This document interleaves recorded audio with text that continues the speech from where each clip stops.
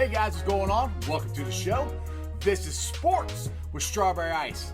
I'm your host, Jeff Trunapole, and as always, I'll bring you sports from a West Side point of view right here in the great city of Cincinnati, Ohio, baby. Straight out of Cincy.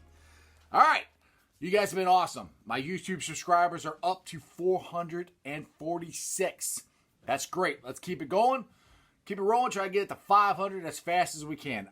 All right, here's the rundown of topics I'll be discussing today. Some kind of shocking news happened Saturday night, which I didn't see this happening, but Andy Dalton signed with the CowBoys. Potential trade of John Ross. It's not rumored. It's just one somebody threw out there. And this just came down today. Louisville receives NCAA notice of allegations. I wonder if the ACC's thinking they should have taken Cincinnati instead of Louisville. Just my thoughts. Anyway. All right. Saturday night, it came down that the Cowboys signed Andy Dalton to a one-year contract worth up to $7 million with $3 million guaranteed. First thing I said was, why? Because they have Dak Prescott, who, sorry Dak fans, is another version of Andy Dalton. So why did you sign Andy Dalton as your backup? I guess they are just not sold on Dak as their quarterback moving forward, which is kind of funny because then you think they might sign a backup who might be better, and they signed Andy. And like I said, in past years, I love Andy Dalton. I was considered an Andy Dalton apologist. I just don't understand why they would sign Andy Dalton. It just doesn't make any sense. You sign Zeke, you sign the wide receiver, you sign Cooper. There you go, Amari Cooper. You sign all kinds of guys. They don't give Dak the money. There's got to be some underlining thing for some reason that Jerry Jones does not want to sign Dak Prescott. Now, Andy Dalton's kind of cool. He gets to go home. He's got a home down in Texas still. He played at Texas Christian, so he's going home to play. That's great. I'm happy for Andy. The funny thing, I won't say funny, the interesting thing is the Cowboys are coming to Cincinnati to play my Bengals. And just the chances that Andy could start that game. Chances are, Dak would have to get hurt or he just plays terrible and they bench him. There is a chance that Andy Dalton could face his former team, less than a year after they released him. That would be very, very interesting. But I'm just, like I said, the whole thing with Andy this year, why I think he signed as a backup. This year, there were so many very good quarterbacks, had better records than Andy Dalton that were out there as free agents. And other teams snapped them up really quickly. I thought Andy was going to go to New England. I'll tell you, that's where I thought he was going. Bill Belichick is determined, I think, to prove that he can win with anybody at quarterback. So that's why Stedman is their starting quarterback now, I think. That's just my opinion, but I don't know. Unless Stedman is this great quarterback that none of us know about and only the genius Bill Belichick knows, which it could be. I kind of doubt it, but you never know. Anyway, speaking of another NFL head coaching genius and Hall of Famer, unfortunately, Don Shula passed away today. So just like to give my condolences out to his family. He had one of the greatest teams ever who celebrate with champagne every year when the last undefeated team goes down. The 72 Dolphins, the only undefeated team. Now, New England went and they were undefeated all the way until the Super Bowl, but Dolphins had an undefeated season. So, Don Shula, may you rest in peace. All right, now, this is an article I got that I found Saturday, and I shared it on Bengals Nation. It's just a potential trade of John Ross. Now, the reason is, this all came up because the Bengals didn't pick up his fifth year, which I don't think is shocking at all. Why would they? He's done absolutely nothing to give them a reason to sign him. To me, I think the Bengals should keep him and look, dude, it's either this year or nothing, and we cut you. So it's same thing with Zach Taylor this year. I said, you got all the parts you need. It's put up or shut up. For John Ross this year, it's put up or shut up. You put together a good season, the Bengals or somebody will sign you, But if you don't, you're out. So I don't blame the Bengals at all for not picking up their option. But this is the article that this guy suggested the potential trade to the Seahawks.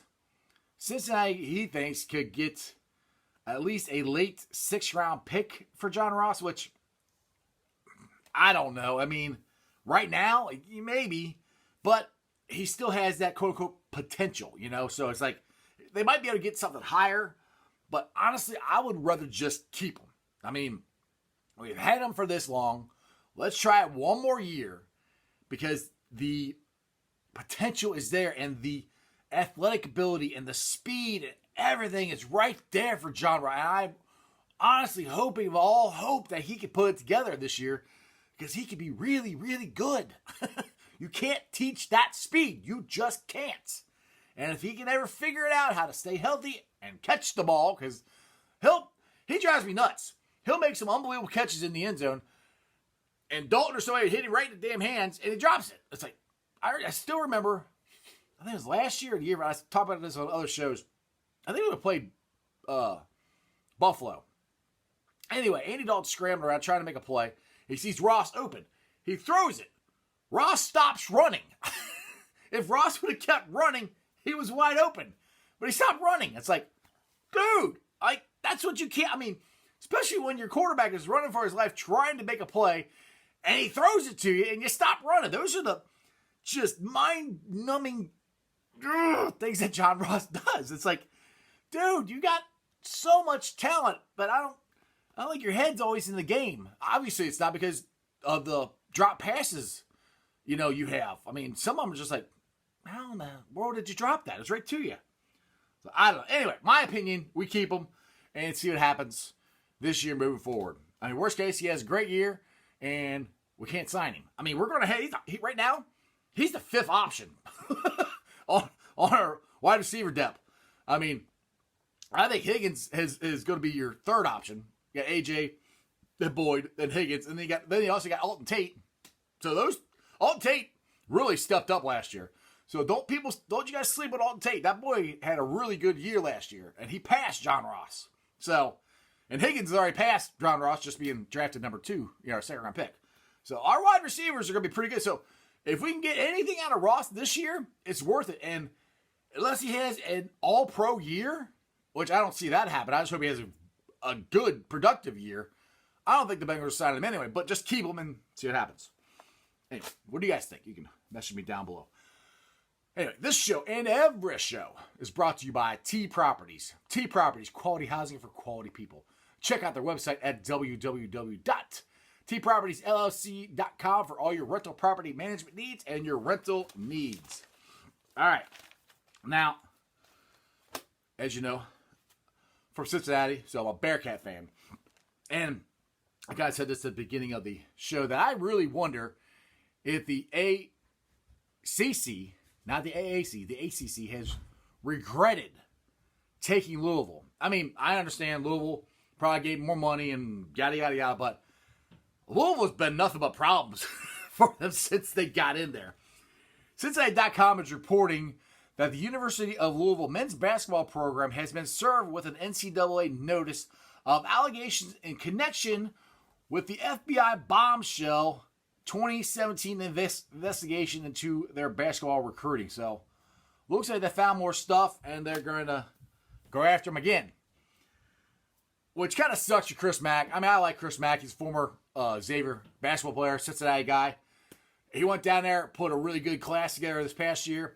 I mean, the Bearcats and the Cardinals last week just announced that they're going to play basketball again against each other, which is great. I love that rivalry. That was one of the longest rivalries in college history. I mean, in football, we played for the keg of nails. I mean, it's great. I mean, I love playing against Louisville. I do. I mean, I can't stand them. I root against them all the time, but I like playing them.